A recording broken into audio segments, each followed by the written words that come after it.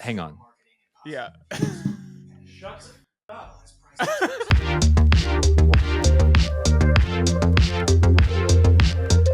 Hello and welcome to the Android Police Doomcast. My name is Daniel Bader. My name is Will Sattelberg. Exactly. That's the energy we're looking for this week. This week on the show, we are talking about Google's latest quarter. The Pixel 9 is selling better than any Pixel before, but that actually understates just how successful this launch has been for Google. And I think it's a good opportunity to talk about the Android ecosystem and where things are and how it's sort of being reshaped by Apple. Basically, Apple has influenced every single Android company. We've talked about it last week. I think Google is the only company that is trying to forge its own path at the moment, and that has been more successful than I think even Google expected it to be. Or it's just that Google's been doing the Pixel thing long enough now that it's finally gotten the hardware, software, and launch environment correct. We can chat about that a little bit later.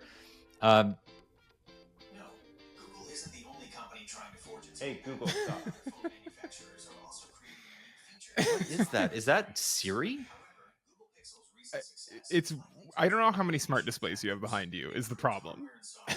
Google has been refining its Pixel Stop. hardware and software for years. And the Pixel Oh my 9 God, series this is is just also keeping on. This is amazing. successful launch. The Pixel 9 launch was well executed. Hang on. Marketing and Yeah. Shut up. Making them a more attractive. Oh my God. That was okay. So that was Gemini on my Pixel 9 that just decided to start a soliloquy in response the answers to that Gemini gives are okay. Here, hang on. so Let me just try to see what it actually responded to, because I'm not sure. So it caught me saying is the only company that is trying to forge its own path at the moment, and that has been more successful than I think even Google expected it to be. Or it's just that Google's been doing the Pixels thing long enough now that it's finally gotten the hardware and software right. Okay. So this is what the answer was. No, Google isn't the only company trying to forge its own path. Other phone manufacturers are also creating unique features and software experiences. Wow.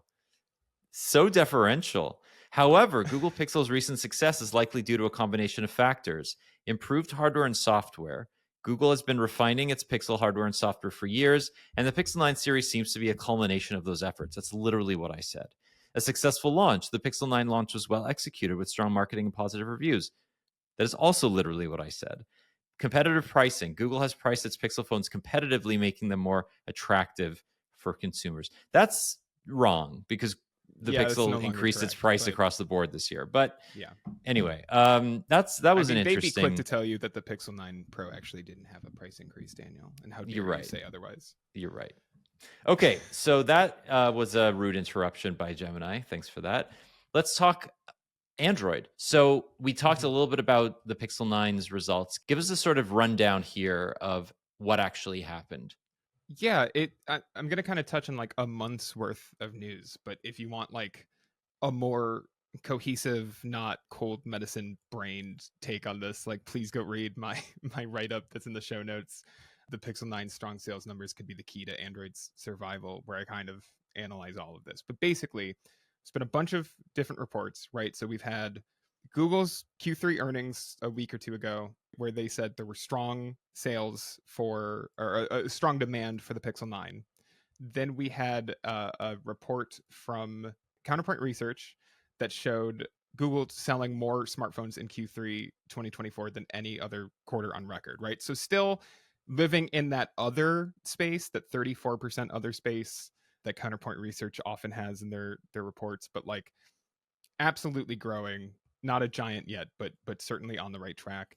Counterpoint Research also had the Pixel 9 Pro XL in the top 10 premium US phones, which is a first. And then this week there was like this crazy report that I think is worth taking with a grain of salt, because it's so out of nowhere. It's such a huge jump that like I have questions about it. I need to see what this looks like in another 3 months. But StatCounter does this thing every quarter where they show mobile vendor market share in North America based on the most popular, it's like 1.5 million websites, right? Like the browsing data for 1.5 million websites, what devices, right? What manufacturer devices are browsing these sites? And Google jumped from 4.76. Oh, this is even, I'm sorry, this isn't even every quarter. This is every month.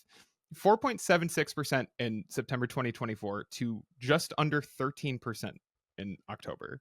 So that's triple, right? Like almost triple the percentage market share after holding around 5% for a year, right? Most of the dip came from Apple's market share. You can see if you look at the chart, a pretty big dip. Not quite as big as the Pixel's growth, but a big dip in the chart. Even putting that aside, maybe, right? Because it's such a weird number. I just think this shows really strong growth for Pixel. Like this is exactly what Google needs right now. It shows that their ad campaign is working. The Pixel 9, especially through its first 2 months in August and September, had so many advertisements. If you're watching any NFL game, they've kind of been replaced by iPhone ads now, but like any early NFL game, you were like hit over the head with ads for the Pixel 9. I want to say the Olympics had a lot of Pixel. They did. We know they had to pull one of them. But regardless, I think the shows, as you were kind of saying, like this is, and also Gemini echoed you. This is incredible news for Google and I think for Android in general, and shows that like their strategy of innovating on software in a way that I don't think any other OEM is doing right now, along with like improving their hardware game, is helping to move people over to the Pixel, whether they're coming from Samsung or Apple. I think it's clear that people are more willing to give the Pixel a shot. Okay, let's dig into this a little bit. Why is this happening now? Yeah. Let's investigate. Let's put on our thinking caps. I have theories. What factors are playing into this, right? Because Yeah.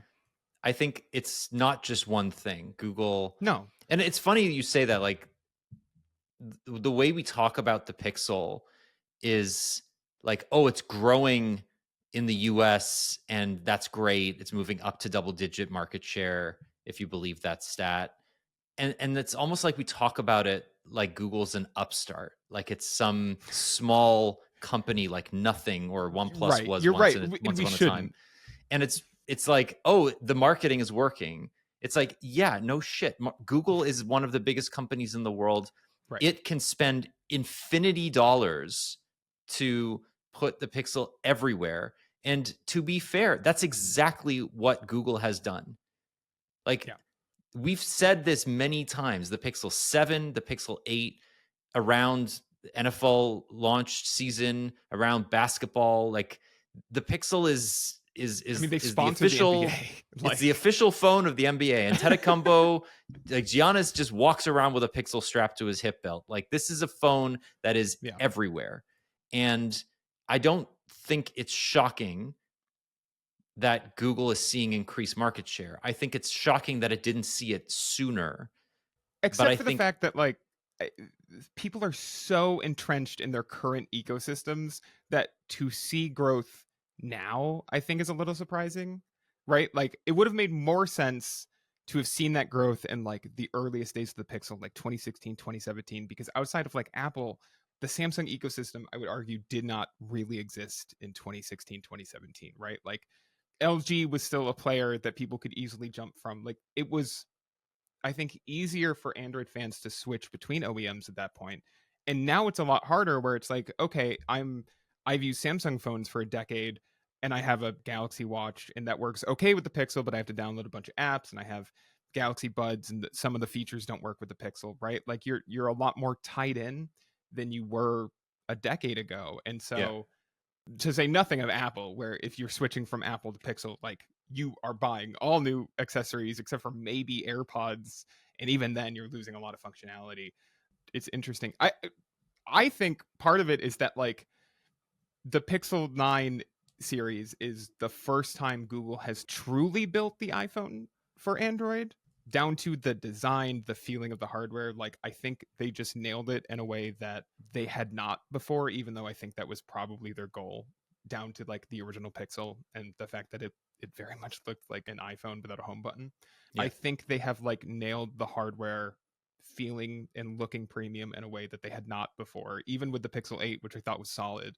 That helps. I think that catches people's attention in carrier stores where there's not much competition anymore, right? Like if you walk into Verizon, it's iPhone, it's, you know, a bunch of Samsung phones, it's some like mid to low end Motorola phones, and then the Pixel, and that's pretty much it. And I think the Pixel just looking and feeling so premium next to those other phones helps grab people's attention. How much of this is that it feels like the super cycle that Apple and Samsung were promising around AI just never happened, Mm-hmm. and or that the Pixels, you know, every company, every manufacturer, Apple, Samsung, Google, all of them have put AI in front of their marketing Yeah. material everywhere. And is it possible that Google's message is just the most compelling, right? Yeah. I have pretty much stopped using most of the AI powered features on my Pixel 9. I can't speak for you, Daniel. I know you love Gemini. That's why you had it go off I at the do. I start of do this episode. love. I love. Me and Gemini are very close. Yeah, I think their ad campaign has done the best job of demonstrating what you would want out of like AI on a smartphone, right? Like I think Apple kind of tried this, but has also had to downplay what they want to do with Apple Intelligence because it wasn't launched when the phone launched. It's now kind of there, but it's still not what they're selling in their commercials with like Bella Ramsey. And then Samsung is doing its Samsung thing. Yeah, I don't know. I think of the companies, like Google at least knows how to, and this is just because they've been doing it for so long. Before AI was the buzzword, when it was machine learning and just like, oh, like look at the things we can do for you, as opposed to trying to call it AI. Like I think they've just been doing this long enough that they know how to do it, and maybe AI as a buzzword that people are paying attention to kind of gave them the inroad to market the features they were already working on a little bit better. Yeah, I don't know. I suspect that it's because this feels like an underwhelming year from every company that isn't Google. Yeah, And as a result, Google has taken advantage of that. Plus, it's taken as long as it has for the Pixel's value proposition to become obvious, right? Plus the fact that it launched before the iPhone, plus the fact that the Pixel 9 is still cheaper than, well, it's not, right? $799 is the same price as the iPhone 16. So that's yeah. true. But maybe it's just like the tech nerds who know the difference, but like I still think you get better value for money with the Pixel 9 than you do with the iPhone 16. Yeah, it's a In toss some up, ways. right? I don't know, maybe Yeah. that's not true. Spec for spec, like the Tensor G4 is worlds behind the A18, but one would argue that the camera on the Pixel is better. Yeah. Um, Display. the display is obviously better, Yeah. and yeah, I It's mean, kind you're of, not really missing much in terms of like it's more about the experience than it is about the specs. But I don't know. It does feel like everybody says the Pixel 9 is the phone. If you want sort of that middle price to performance ratio Android phone, you go with the Pixel 9 this year. Like that's yeah. and you can buy one right now for $650. It's on sale. Yeah. It's one of the best deals you can get in a phone. I feel like not enough people have talked about this. And maybe I'm just have such an outlier opinion. I just think it's like a bad year for the iPhone. Like I think I really like the iPhone 16, like the base model. Like I like it as a piece of hardware, but I think like in general those phones did not do much to push anything forward beyond like the iPhone 15. And like, to be honest, going back and back and back, I'm not just talking design, I'm just like, I'm thinking about people who own like iPhone 12s and 13s, and I'm like, I still don't see much of a reason for people to like run to upgrade right now. Crossed with the fact that I think iOS 18 is like bad. Like I astounded that this is not like a more popular opinion online, even amongst people who don't like iOS. Like it's not just that like I think Apple Intelligence is underbaked. It's like, Daniel, have you used CarPlay since like iOS 18.1 came out? Yeah.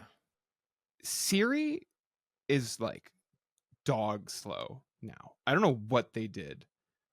Is I it? I honestly I don't use Siri in the car ever, You so I shouldn't. don't know. No one should. But I was responding to a text message with I'm reviewing the iPhone 16 Pro Max, which we can probably talk about next week. I think that should be done for next week.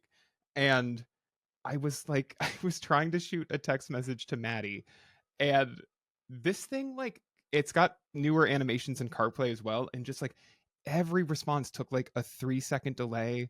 It's terrible, and I feel crazy for people not talking about this, that like just in general using the phone is like worse on we've talked about the settings menu, but the settings menu on iOS 18 is like unusable, like even beyond, it was already bad, but like it's so, everything is just hidden so that Apple can say it's like a cleaner UI. Like the dynamic icon stuff is so bad, and this is a pretty botched update from them. And I wonder, I'm not saying that's what has pushed people to Pixel or whatever, I think these are two different things, but I do wonder if like Google keeps up its momentum on this and like has like a couple pretty stable launches in a row. And I would say the Pixel 9 launch has been pretty rock solid, not flawless, but compared to years past, especially in the 10th generation, not bad.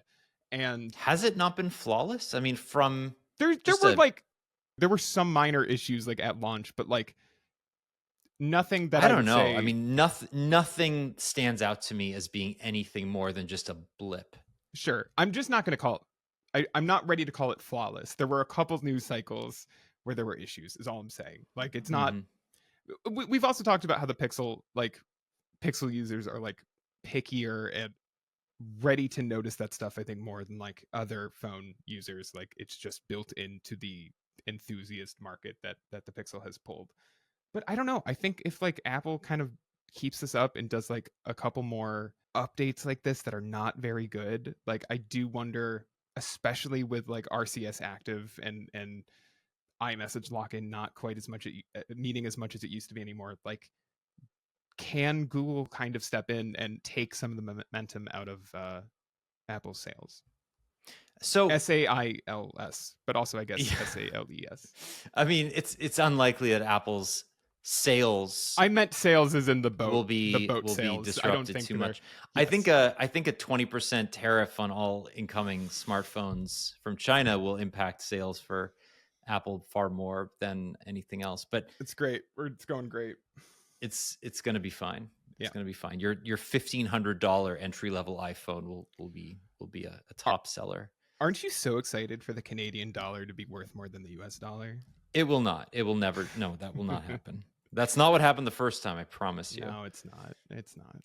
Yeah, I don't know. I think it's interesting that Apple's software problems are, I think, contributing to a muddling of the message when it comes to a hardware cycle that was actually pretty good, Mhm. right? Like the entry level iPhone 16s are the best They're good. Like I value think it's the they've ever phone to been. buy. Yeah. But I also think the Pixel 9 is just the easiest product to suggest to somebody who's like interested in Android. Yeah. I agree. It's so good in so many ways. And we talked about it a little bit last week, but like the 9A feels just as compelling at a lower price point. It's funny though, because like I've just been thinking about that mid-range Android market. We just did our Ryan on our YouTube channel just revisited the OnePlus 10R, and 10 or OnePlus 12, 12R. sorry, 12R. You loved that phone. You said Yeah. it was great when Yeah. you reviewed it earlier this year. OnePlus just launched Android 15 in earnest. It had like a week's Yeah. Oh, worth of the beta. shortest beta period. Like it was like a 5-day beta period. And they were like, here's stay. I had to like reread the headline like 3 times to be like, wait, this isn't another beta update. This is like full. It's just Mhm. ready. Okay. Oh, so you got Fair. an update from the beta that you were on within a few days? It wasn't the same Yeah, it's version? out. It's out. Interesting. Yeah. Yeah, I wanted to talk about that because like a lot of companies, OnePlus, Oppo, Vivo, Yeah. Asus with ROG, Red Magic, like they're all pushing up the launches of their new flagships because the Snapdragon 8 Elite was ready earlier, as was the Dimensity 9400. Yeah. And because of that, I think we're going to see flag, like the OnePlus 13 is basically launched. It's out in China. It'll come to the US in early 2025.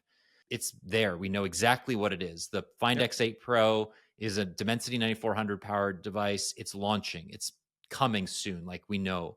So it's not going to be hard to compare what the iPhone offers with the A18 Pro and the Pixel offers with Tensor G4, which are this year's SoCs, with what amounts to essentially next year's SoCs with the Dimensity 9400 and Snapdragon 8 Elite.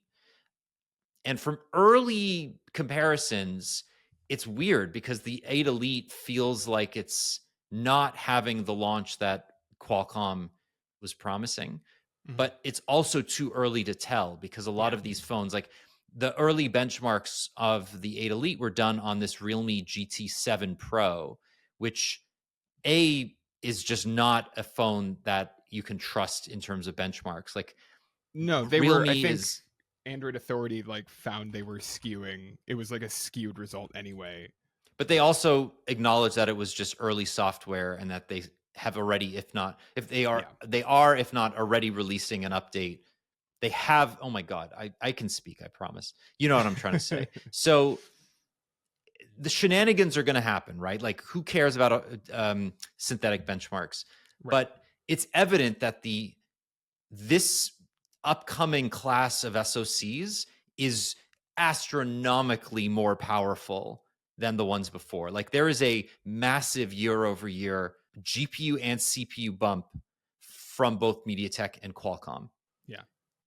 Efficiency seems like it is favoring MediaTek this year.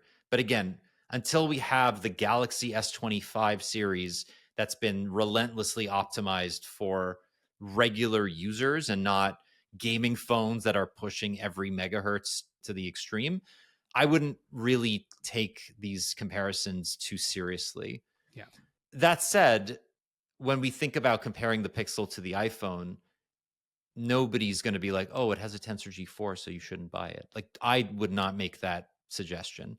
I would take the experiences at their word. And like that, to me, this is by far the best Pixel experience ever. Straight up. Right. So the only difference between the A18, I'll say series, and like Tensor G4 that I think will really matter is gaming performance. Like Tensor is just not a gaming focused chip. The GPU in it is fine, but the iPhone will run circles around it. But Pixel 9 Pro plays Balatro fine, so you don't have to worry about anything else. What other game would you need? You have Balatro. I mean, truly. Um, okay, that is the so other thing I did on election night. I played a lot of Balatro. that is I fine. watched Gilmore Girls and played Balatro. That's a really nice evening, actually. It was a lovely evening, if not for the news. I would have enjoyed that if the world wasn't doomed. Let's talk about the Colorsoft and their issues. Yeah. So this cycle has had twists and turns, surprisingly, because Amazon Kindles are not devices that you typically associate with drama. For one thing, this is Amazon's first color e-ink e-reader, and one would have expected a device that took this long to come to market, that had Panos Panay basically waxing lyrical about how much better it is than the previous generation. The fact that it's $280 Yeah. to have had a relatively low stress launch and just been a success. That is not what happened. Basically, it seems like some units have been affected by a yellowing at the bottom of the display. And it does appear to be a hardware problem, not a software one. So Amazon has stopped shipping the Colorsoft, has reached out to affected users to get their units returned, and then will create a fix in the next couple of weeks and ship them out again. This is not affecting the Paperwhite or the entry-level Kindle. It doesn't seem like it affects every single unit, but given the fact that the Colorsoft is the flagship and that its Amazon rating is in the toilet, feels like bad news for the entire Kindle launch. Yeah. And I agree. Yeah, it's 2.6 hard. stars right now, we should say, of 1,000, almost 1,100 global ratings. 2.6 stars. It's not good. Yeah. Part of this makes me think that if they weren't so late to color compared to like the comic, and we talked a little bit about this, but like they are kind of last of the major brands, or at least not, certainly not first, right? They were taking the like quote unquote Apple approach to this of being like, we waited until it was right? We waited until the technology was there. And I'm not even like reading between the lines. Like I have the Verge's interview with Kevin Keith, who runs Kindle for Amazon, like ready, like open. And like the quote is, frankly, the technology wasn't just ready or just wasn't ready. And now we think the tech is ready. And it's just not great to say that. And then a week later have to be like, sorry, all of our early units are bad. Like for something that feels very targeted at book talk, like I do think that this is a reputation hit that it'll take a while for Kindle to recover from. I have a rant Okay. about I think when the new Kobos came out, I said this on the show, but the fact that I cannot sync my Kobo books, my external Kobo books, the ones that I side loaded Yeah. between the app and the device, whereas I can on the Kindle through WhisperSync, means that I am basically never going to use Kobo. Right. And I like the Kobos and I think that they're good products, but yeah, they're not. I just find it so bizarre that that one piece of functionality is not possible. There is something to be said about sync between devices being like the most important feature that like apps and services and devices can have, because I have like over the last like month and a half been like migrating to Apple Music because largely speaking, I think Spotify has been on the wrong track for like 5 years. I don't think their platform is getting better. I don't use it to listen to podcasts. I don't like the current UI, and I miss having a library, and Apple Music is like very library focused. So I've been moving to Apple Music and it's been mostly good, except for the fact that like I can't believe how much I miss like device sync. Like I miss being able to be like, okay, I'm done working for the day. I'm going to run errands. Let me move this music over to my phone. You can't do that on Apple Music. And like you don't realize how much you use like Spotify's ability to pick up between different devices until it's not there and you're like, "Oh, this sucks." I'd completely forgotten that exists, to be honest. Yeah, that's fair. What are you using mostly to listen to music? I use Apple Music as well. Yeah, okay. My issue is Apple only lets you have 10 devices Yeah, linked well, to you this to an account, yeah, and it's very weird about. So basically, if you have Apple Music on any product, an iPhone, an Android phone, a Mac, and it accesses Apple Music even for a second, if you accidentally open the app, it will reset the counter. yeah, And because of that, you basically have to be extremely careful about which products have this. So, like, for example, my Motorola Razr Plus, I'm looking at the count now. It has 17 days remaining of this 30-day cycle for right, before I can remove it from my Apple Music account to right. free up space for another product.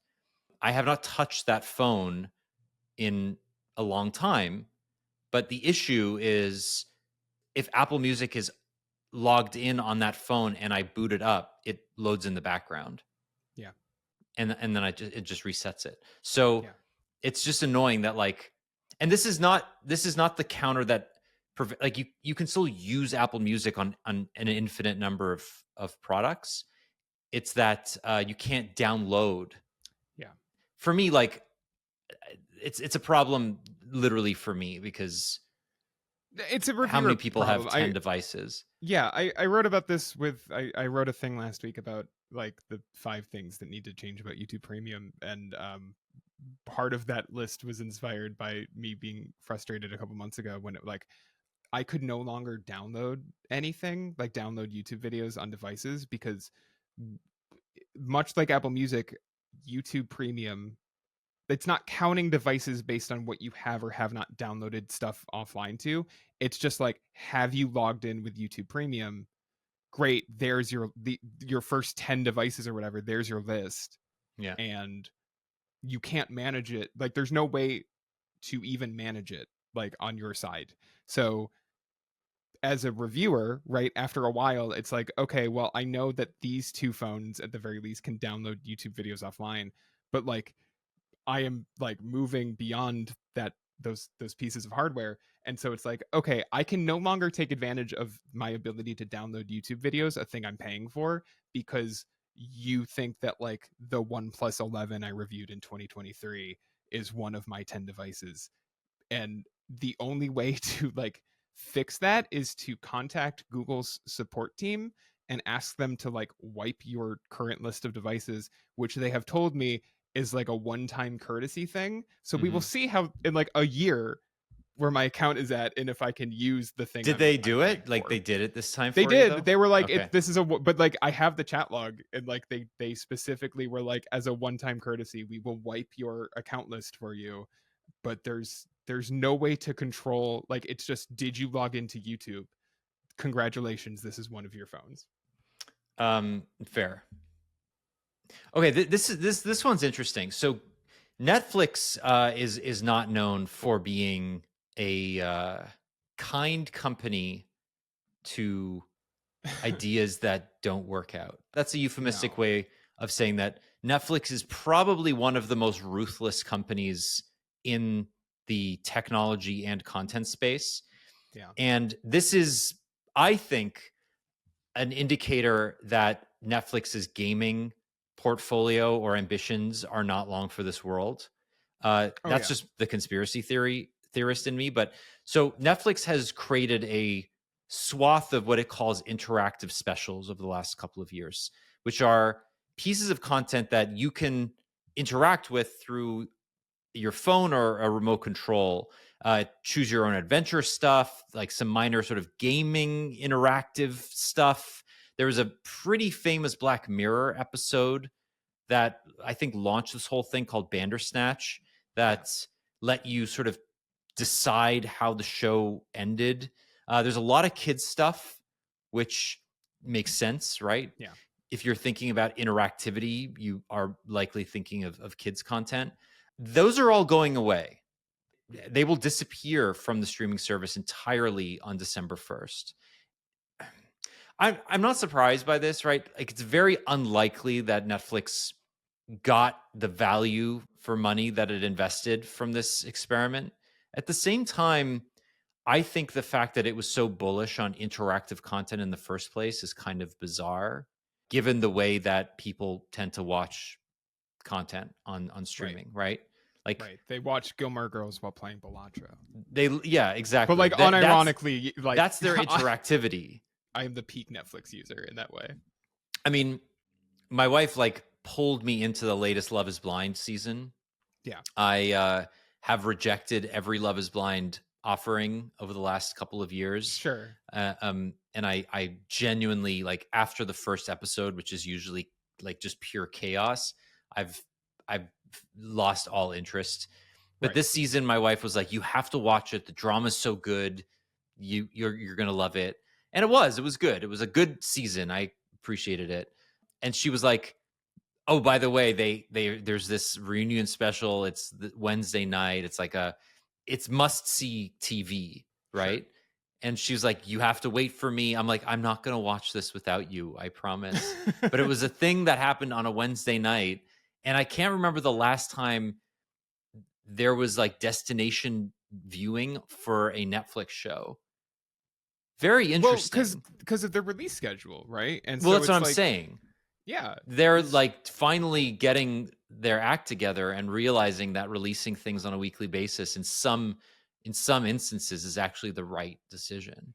but at the same time, next year when Stranger Things season 5 comes out and it's split into two parts or whatever, like both of those parts will have their, week news cycle, right? Like they'll have a week in the spotlight from Friday to Thursday, basically, and then like no one will ever talk about Stranger Things again, which is not true for so many shows that air weekly, right? Like I think if Netflix's goal is to like take up as much like mind share as possible, right? And I think it is, then I would say that they should consider trying to space this stuff out a little more. And they kind of are, right? Like they're still trying live entertainment in a lot of different ways.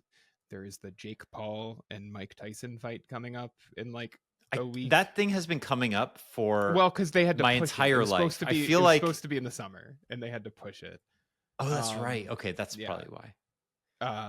But I think it's next Friday. I think it's the 15th. I'm on an ad. I mean, I'm on the ad Netflix WWE plan, deal. so- The WWE deal is it's not live, but it's enormous, right? And they have an Netflix NFL spent- deal now too, right? Aren't they getting? Yeah, there's going to be a game on Netflix on Christmas. They have a Christmas game or two. But I two mean, Christmas the games. WWE deal is huge. It's 10 Oh years. yeah, for sure.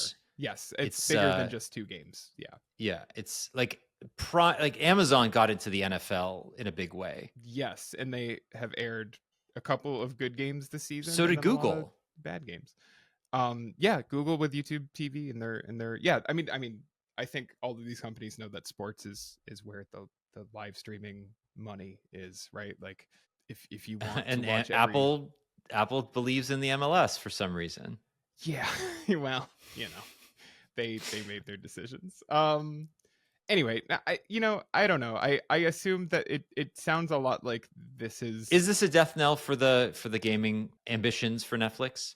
I think this is a nail in the coffin, but not the nail in the coffin. Like I don't think this is the final. I think things are winding down, but I wouldn't be surprised if like this takes another 12 months for Netflix to be like, we are shuttering our gaming efforts. Like I don't think it's going to happen soon, but I think it's pretty much set in stone that we're headed in that direction. So I looked at their upcoming slate recently. Yeah. Netflix is still coming out with big name games. They just released Roller Coaster Tycoon, like a modernized version of it. And Monument Valley 3 is coming in December.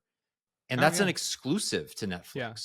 So I'm interested in that, right? Like my main thing about this, and this is true of Apple Arcade as well, is that they tend to get big names from relatively well-known studios, and some of them are exclusive, some of them are sort of upgraded versions, remastered versions of well-known AAA console titles or mobile titles, but many of them are just like very low quality ports that are never updated after the initial release. So if you go through the Netflix, and I actually recommend you do this, open your Android phone, go to the Play Store, go to the Netflix developer portal and just scroll through the games. So many of them are like 2.5 to 3 stars because it's hard, right? It's hard releasing games on Android in general and having wide compatibility.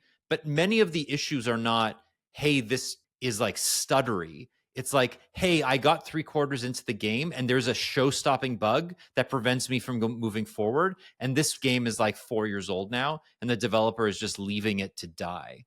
Right. And I'm like, why would I trust Netflix? Like, what's that game? The one where you're crossing people over into the afterlife? Spiritfarer? Yeah. Yes. Yeah, Spiritfarer. So I played this on Xbox Game Pass and I loved it. It's beautiful. It's stunning. It's a really fun game. I tried it on mobile. The controls work fine. Like it translated okay. But every single review that I read is like, hey, I got almost to the end of the game and there's something that is literally blocking me from continuing. Yeah. Plus the fact that it has no cloud save. So it's limited to the device that you're playing it on. They just decided not to include cloud save. Yeah. So you're stuck with that one play on that one phone. Most people, that's fine. But like, I can't play Spiritfarer if I'm, it's not realistic. So weird omissions like that pervade these libraries that I'm very surprised by. But yeah, Monument Valley 3 is coming. Balatro on mobile is perfect. What was the other game? Do we feel a little unfocused today? I feel a little unfocused this week, and I just if I hope this is the best podcast This is the best podcast we've ever recorded. I haven't even mentioned Lost, so that can't be true. No, that's fair. That's fair. Okay, let's quickly talk about, I think, the biggest news in gaming this week, and it's not the fact that the PS5 Pro is out and is very expensive and has been well reviewed, but also most people shouldn't buy it. I'm certainly not going to even Well, come close to this thing. I still don't use my PS5 enough, but if yes. you're buying one, I'd love to know why and which games you're most excited about playing in 4K 60 frames per second. No, the biggest news Well, let is me set the stage. Let me set the stage. fine. Okay. Okay, go for it. And I am fully aware of why this happened. This was a business announcement. Like it's like announced in the morning of Japan, right? Like it was. I fully get why this happened when it happened, but it was so funny to be like settling in to be like, I guess I'm just gonna sit on Twitter for the night, right?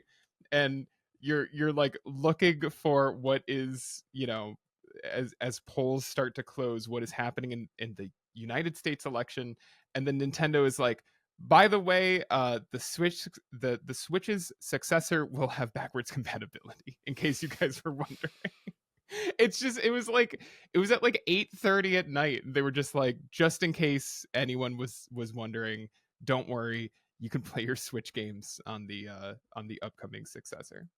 Also, Nintendo Switch Online if you care about that. I also just think it was like Nintendo is in its own little world in Japan, and it does not. It's like the U.S. election. What is No, that no, no. even? It had absolute. It was just It's very. beautiful. It makes perfect sense why they said it when they said it. It's just so funny that like so much of the audience was like, Hmm. that okay, like thank you. This was not what I was on Twitter for right now, but yeah, hell yeah. 74, or actually the US the English tweet has 74,000 likes, but the Japanese tweet has 362,000 likes. So people are clearly, I guess what I would say is like this was like the best news that happened Tuesday night. Is that safe to say? Yeah, I would say that is fair. That is fair, unless you are really big into Xbox or something, Yeah, because true. nothing happened for you guys then. Yeah, so backwards compatibility is a big deal, and I love that this is something that Nintendo is just like putting out there in the world. It wasn't a given for this generation, given that it wasn't a given for this. Like the Switch didn't have backwards compatibility with the Wii U, and But in a way, didn't it? it did. Yeah, sure. How many games are How left as Wii U exclusives? exactly? You bought them again. That's Yeah, I that's know. No, fine. I know. You I know. I know. you can absolutely choose to do that if you want. Yeah. I don't think that's a good idea. I mean, like, I think we are in a situation where the Switch catalog is so massive, and that you have likely spent so much money buying your favorite Wii games or Wii U games or GameCube remasters or whatever. It absolutely makes sense that this would Yeah. have backwards compatibility. Well, and Nintendo's always been good. Like the only times I can think of that like Nintendo has fully dropped backwards compatibility is when it's a format change, right? So when they're going from cartridges in the N64 to discs on the GameCube. But like and again from discs on the Wii U to cartridges on the Switch. But like that's it, right? Like the DS and the DS Lite had Game Boy Advance compatibility. The Game Boy Advance SP and original Game Boy Advance had Game Boy and Game Boy Color backwards compatibility. The Wii U was backwards compatibility with the Wii. The Wii could play GameCube games.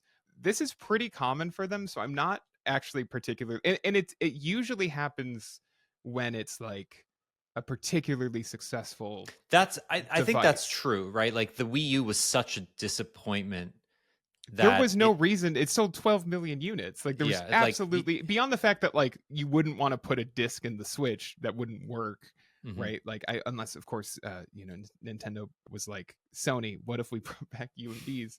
But like it had to make a, like, for that form factor had to make a Switch. So I get why that is the Switch was a full break.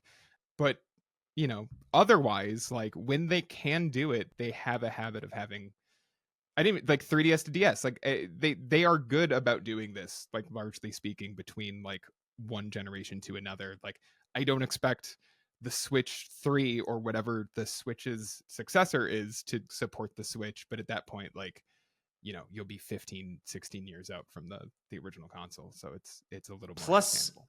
I think I also think it's important to remember that Nintendo is now emulating its own games for Nintendo Switch Online. Yeah. This generation was the first time that happened, right? So obviously the Switch won't be emulated in any meaningful way on the Switch 2 or whatever it's called, but it's possible the Wii U could be emulated on the Switch 2. And if that's the case, then the last remaining exclusives from the Wii U generation will be available. I don't think they do it, because like they're the last remaining Wii U exclusives are down to like the only two people care about are the Zelda releases. Yeah, and Wind Waker HD and Twilight Princess HD, right? Yes. Yeah. Yes. And otherwise it's like Nintendo Land and Wasn't there a Star Fox game a Star Fox game no one likes. And on the Wii U? there was, no one likes Yeah, it, but it's okay. Star Fox Zero, right? I honestly, like, I loved Star Fox 64. I think Star Fox is still one of the best. I'm shocked that they have not made a Star Fox in the Switch generation. Like, genuinely, it feels weird that there hasn't been a reboot. Like, they've rebooted everything.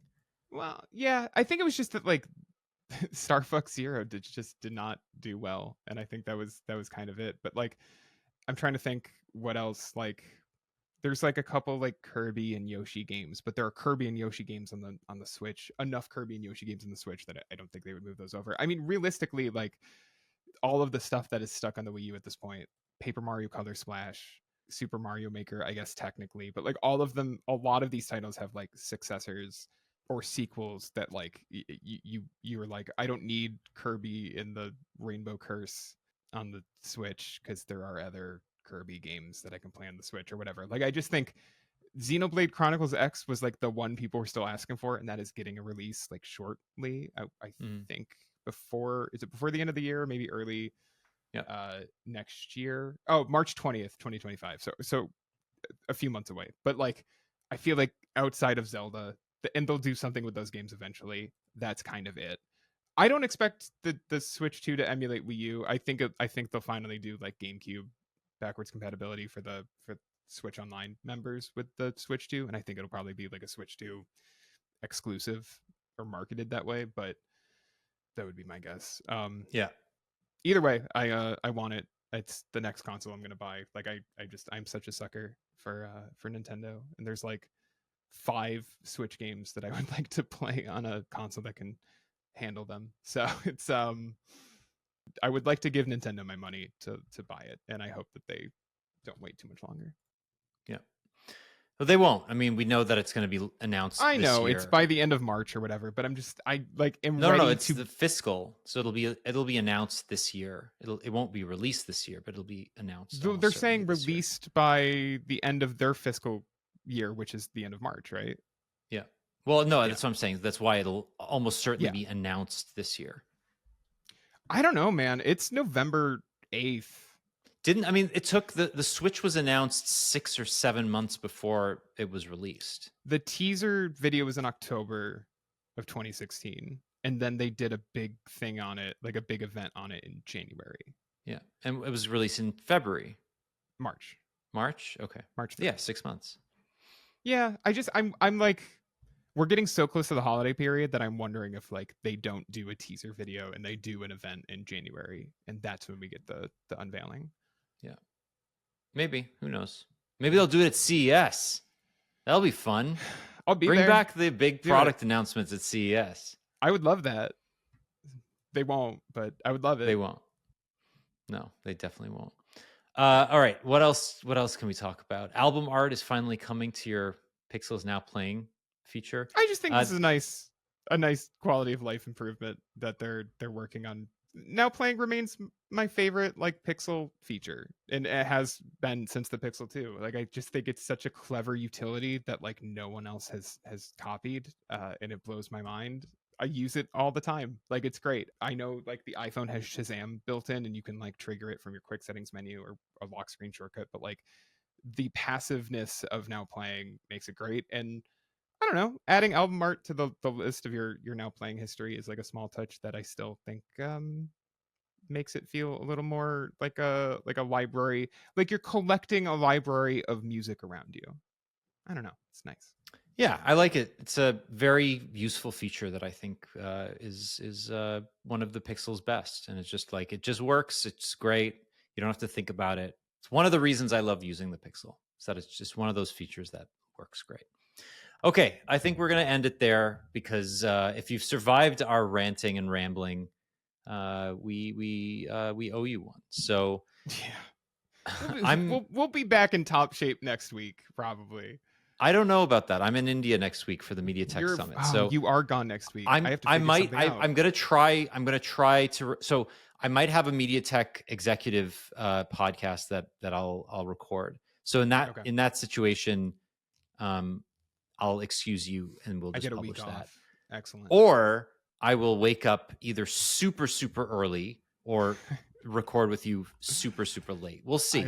I was gonna say it's a big time difference, so we'd have to. It's 10 and a half hours. Yeah. It's a lot, but we'll figure it out as we go. Yeah, we'll plan on it. Otherwise, yeah, maybe you and James can host a Lost Cast. And No, we've been discussing Bake Off in our DMs. That's what Okay. I want you to know that yesterday I like interrupted James talking to me about the Great British Bake Off in my DMs to talk about like an actual work thing. I like asked him an actual work question, which he answered, and then I believe I'm quoting directly here was like, anyway, back to Bake Off, and continued talking to me as if it's like I was rudely interrupting James by asking him a work question. I mean, I think James he works hard enough. No. I think he's I earned just it. thought it was so funny where he was like, I'm not, just to be clear, not done talking about Bake Off, and like it was great. It was great. So what's making you happy this week? You can watch Bake Off if you want. I would point people. I already referenced it. But like if you are unhappy with the election results, I would point people towards the podcast I edit on the side outside of AP. It's called We're Not Wrong. I really liked their episode this week, where the first half of the show is them just kind of talking through the election results. The second half of the show was the three hosts talking about kind of the big concerns of like what a second Trump administration will be. And if you are stressed out, like I do think they did a good job being like, I don't think this is a concern. I do think this is a concern. This is something to keep an eye on. It was a very like down to earth conversation without the fear and panic that you're probably seeing on your social media feed. It was a little more like, okay, let's take this seriously and think about who Donald Trump is and what he will and will not do. And like I'm not trying to be like you have nothing to be stressed about. There are concerns in that episode, but I think if you are panicked, I would seek out their episode from this week because I think it was I think it's not like a comfort blanket, but I think it's a good grounding exercise. So that would be my where I would throw people. It's called We're Not Wrong. Okay, we're not wrong. That sounds like a good listen. My thing making me happy this week is I started playing Cyberpunk 2077 for the first time ever on Steam Deck, which plays it really nicely. And it's on sale right now. If you want to buy it, it's like $50 with Phantom Liberty included. So it's That's a not pretty bad. good deal. And That's it a lot of runs game. perfectly, basically, Yeah. now on the Steam Deck. Looks beautiful. And yeah, I had, because of the drama associated with its launch, I have really written this off as a game I would never play. But I thought, why not? It's in its final form now. It's supposed to actually be really fun and really good and worth playing. And Phantom Liberty was reviewed really well. So I am like fully into this game. I really like it, and I think Nice. if you haven't played it yet, it's worth picking up. And like just on that note, it's coming up to the Steam Black Friday sale. Like that'll happen probably any week now, Yeah. and I think there are going to be some really good discounts this year. So I'm I excited want. about that. I am keeping my eye on the uh, and I hate the game did not do well, and I believe the studio was shuttered. So I feel bad not having bought it at launch, but I've such a backlog. But the Prince of Persia Metroidvania, Yep. the Lost Crown or the Lost Prince, something like that. Lost Prince, Yeah, Lost Crown. yes. Very excited to check that out because I've already seen it pretty cheap, and I feel like it's going to be really cheap for Black Friday. So I'm going to probably pick that It's one up. I see Canadian dollars, but it's $33 right now. So I think it's 20, probably 24, 23. Yeah. It's a good deal. I've played it. It's excellent. I like Yeah, it a lot. no, I need to. I love Metroidvania. So, well, originally I was like, when it came out, I was like, yeah, I'm like saving my Metroidvania time this year for Silk Song, which of course we've all played. It came out and it hit the Steam store, and we've all played Silk Song and loved it. That game doesn't exist. I like Our it's not a sister site. It's a company site, sure, Game yeah, Rant. I think they've written 1,000 I believe it. Silk Song articles, I believe it. even though the game doesn't exist. It's just it's like the most popular game on that website that does not have any gameplay footage. Like it's like a phantom. The most recent news post I'm seeing for Silksong on Game Rant is Steam gives Hollow Knight Silksong fans false hope. Yeah, no, that's basically every single announcement. It's like this is the game that you should play before you think about Silk Before Song. you ever dream about Silksong existing. Yeah. I don't know. Go play. Yeah, there's my backup thing making me happy this week. Go revisit Hollow Knight. It's probably been a minute since you played it. Go play Hollow Knight. Yeah, I've played a little bit of it. It's very hard. Hollow Knight takes a bit, I would say, to like it is not, it doesn't quite grab me or grab anyone, I think, as fast as like some other Metroidvanias, but like once it is like in you, once it has its claws in you, it is, I sank 50 or 60 hours into that thing back in the day. Oh, one other thing before we move on and Yeah. end the show. So Windblown, which is Motion Twins follow up to Dead Cells, Yes, got released in yes. early access this week or last week. And I've been watching all of the footage. I don't want to buy it yet. It's like it's still really early. Yeah. It's like I bought Hades 2 and I have not played it at all Yeah. because Well, you're just I don't investing.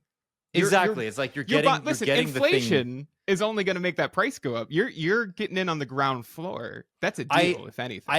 I know that I will play the shit out of Hades 2. Like yeah, I'm so not worried about you've that. locked in the price. You're fine. With Windblown though, like I don't. This sounds like a game that I would enjoy, but I'm not Yeah. 100% sure yet.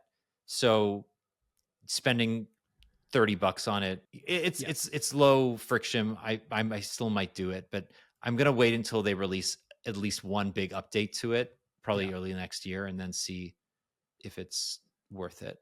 I loved Dead Cells, so I'm in the bag for this. Yeah, I play Dead Cells probably more than any other game. Like whenever I just have a few minutes and but like if I'm on a plane and I have a controller with me, like my Backbone controller, like I'll just play an hour of Dead Cells. Yeah, it's awesome. The problem is that I have Dead Cells basically everywhere. I bought the game. I have it through Netflix. I have it through Apple Arcade, and they're three very different, not very different, but like they're different games. Yeah. So every time I start, I don't remember which one I was playing previously, and then I just start from the beginning again, which is fine, but whatever. Okay, that was our show. If you made it this far, thank you. We love you. I hope you are all doing okay and had other things this week that kept you happy, or if the election made you happy, I'm glad. Have a good week. Keep having good weeks.